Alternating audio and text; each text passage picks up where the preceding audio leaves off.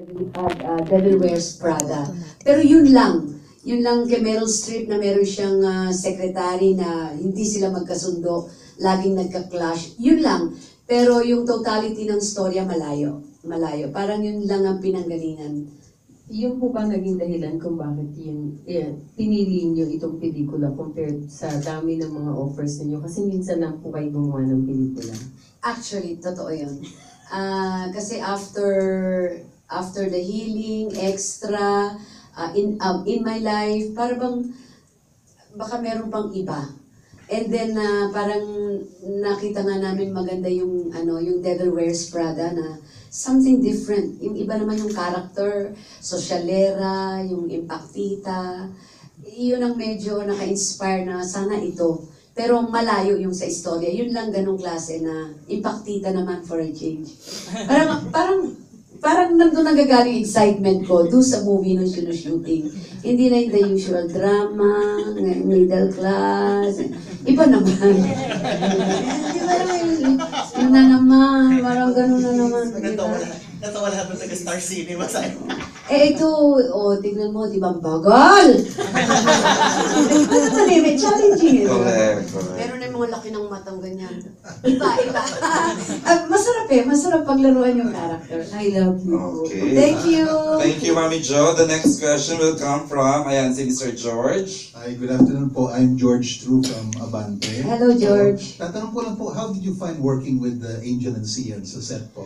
Interesting kasi especially with Zian first time, with Angel first time na talagang one-on-one.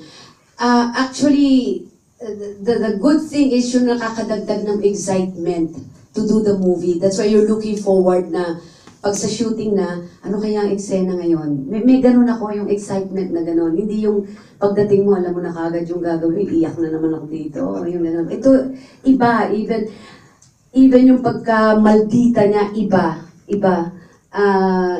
Excited din kaming lahat kasi in every sequence na ginawa namin, that's one thing baka tumangos na mailong ni Direk. In every sequence na ginagawa namin, iba lagi ang attack nung director namin. Kaya yung bang mag-iisip ka na it's not the usual na doon ka palang alam mo na ito, yun ang nakakabigay sa akin ng intriga. So, very challenging, exciting, tsaka looking forward ka yung what to do next. Yun yung nagbigay ng pagtulak sa akin para ma-excite sa pelikulang ito.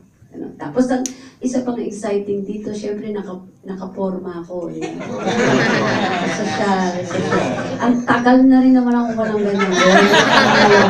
Ang nasa isip ko, pwede ba pagandahin yung set ko? Pwede ba may stylist na ako ngayon?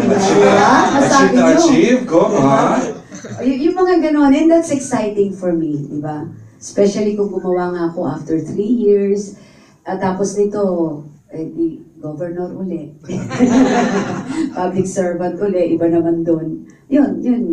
Thank you. Okay yun, George? Nagagamit mo mga diamonds mo ngayon. Salamat sa spot.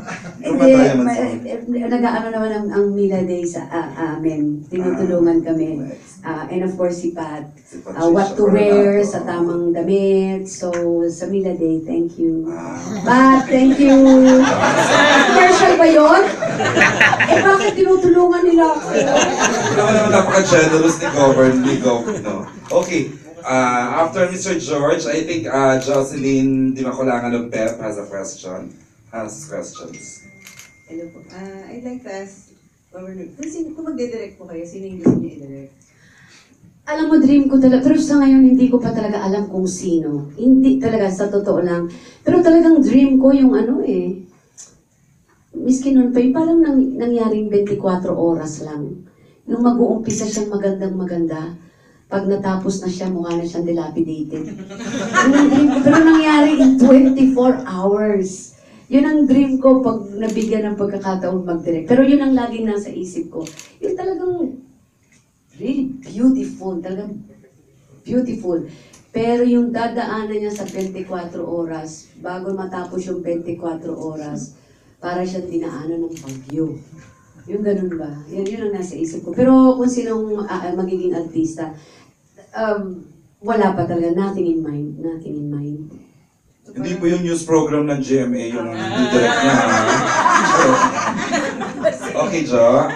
Tapos, after working with Angel, parang may na-observe ba kayo sa kanya na parang naisip nyo, sana magkatuloy na nga sila ni Luis. So, sabi nyo na ba yun? Malayo yung relasyon namin ni Jen pag nasa set eh. We don't even talk about personal things. Kasi mahigpit nga si Direk eh. Mahigpit, hindi nga kami pinag-uusap eh, di ba? Pero malayo yung relationship namin dyan. Malayo din naman yung relationship. Ate Gia, Nag-directed kayo? Sabi ko sa'yo, magtago ka muna. Sabi ko sa inyo, jologs eh. Pero iba yung sa personal na buhay. Kasi pagdating naman sa personal na buhay, we don't talk about showbiz naman. You get me? So, malayo. So, once nasa set kami ni Jel, pareho kaming artista. Ngayon, pag let's say, nagkakaharap kami sa dinner with the family, pareho naman kaming hindi artista.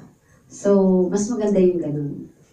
Yung personal dinner with Luis na yun, syempre. Yeah, family, yes. Family. Sarap nyo na makita si Chloe nag-dinner, tatlo sila. Hindi, kasama ang buong pamilya. Wow. Kasama si Ralph, kasama si Ryan. Hindi mo na siya nagpo-post, nakakain. Kilig sana.